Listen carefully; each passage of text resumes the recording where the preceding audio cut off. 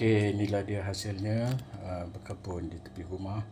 Walaupun tepi rumah tak adalah besar mana rumahnya pun.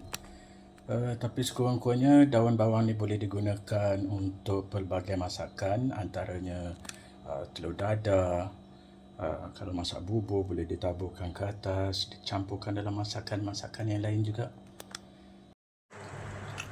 Okey, ni buat ni.